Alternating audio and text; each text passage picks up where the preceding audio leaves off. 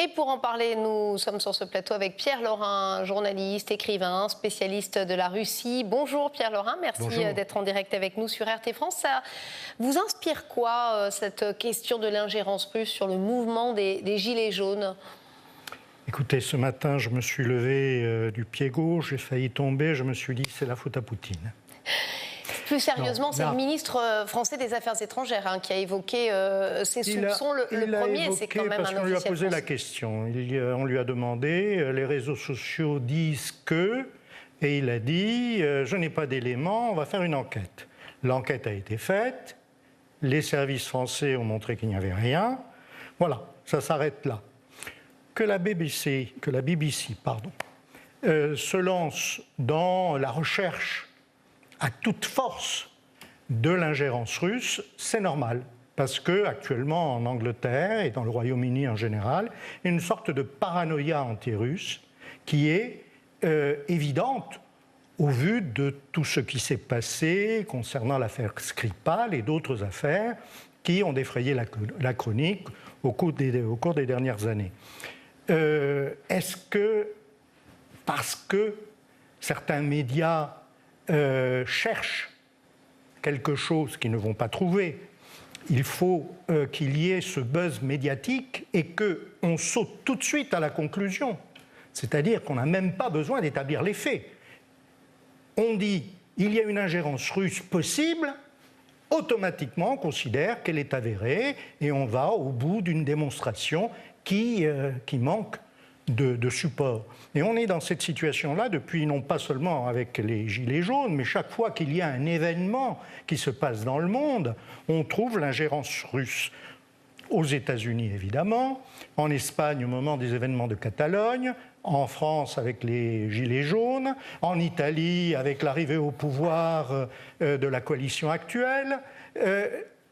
Mais je ne sais pas, j'ai l'impression que la Russie, aujourd'hui, soit elle est vraiment très puissante et elle a infiltré les médias et les partis politiques de tous les pays du monde, ou bien c'est un bouc émissaire rêvé lorsqu'il y a des problèmes pour dire « c'est pas notre faute, c'est la faute aux Russes, c'est la faute à Vladimir Poutine ». Mais pourquoi cette obsession russe? Ça pourrait être un autre pays. Pourquoi spécialement la Russie qui ressort effectivement à chaque fois?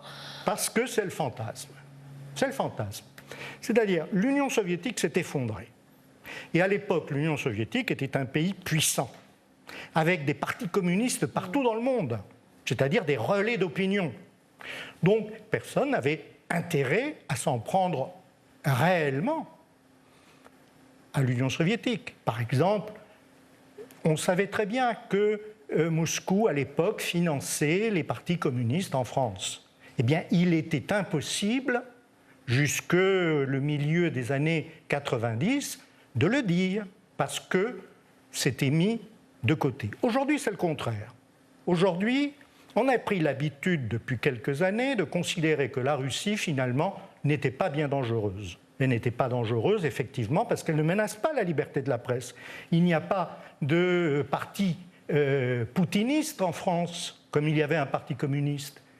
Donc, de ce fait, eh bien, lorsqu'il y a un problème, et en particulier aux États-Unis, c'était très facile, au moment de la campagne électorale de 2016, de montrer du doigt la Russie en disant « Regardez, c'est l'ennemi », et il y a une collusion entre le président élu et ce pays très, très bizarre.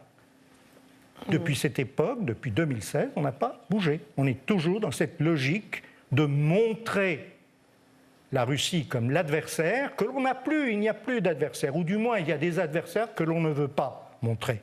Il y a un adversaire qui est présent sur notre territoire, qui est le salafisme, le wahhabisme, et il y a un adversaire global qui est en train d'émerger et qui prendra de plus en plus de place au cours des prochaines années, et c'est la Chine. Mais ces deux adversaires-là, il ne faut pas en parler. Le salafisme parce que, attention, on risque de mécontenter les banlieues, Et la Chine, attention, parce que nous avons des intérêts là-bas, il y a des milliards de dollars ou d'euros qui sont en jeu, donc on fait profil bas. En revanche, avec la Russie, il n'y a pas de problème. Ça veut dire quoi, que c'est finalement plus facile de s'attaquer à la Russie aujourd'hui ? C'est plus facile, absolument. C'est plus facile et plus payant, parce que Vladimir Poutine a une très mauvaise image. À tort, parce que c'est un homme politique qui mène son pays et qui défend les intérêts de son pays, comme devraient le faire tous les hommes politiques. Une très mauvaise image peut-être aux yeux des médias et des politiques français, pas nécessairement dans la population française. Oui, absolument. Je pense que dans la population, beaucoup, c'est ce que l'on me dit souvent, c'est dommage qu'on n'ait pas un Poutine à l'Élysée. Mais bon... Pierre Lorrain, selon vous, c'est ma dernière question, est-ce que la Russie se défend mal, justement, peut-être une forme de naïveté ou une fausse naïveté, peut-être, sur ce sujet de l'ingérence russe ? Non, je pense qu'elle se défend très bien, parce que face à ce genre d'attaque, la meilleure réponse, c'est le silence, c'est de prendre de la hauteur, de laisser parler, et surtout de ne pas donner des arguments pour faire rebondir et dire « Ah, mais Moscou a dit que, vous voyez bien, etc. » Donc, jusqu'à présent, traiter tout cela par l'ironie, je crois que c'est la meilleure solution. Merci Pierre Lorrain d'avoir été avec nous en direct sur RT France.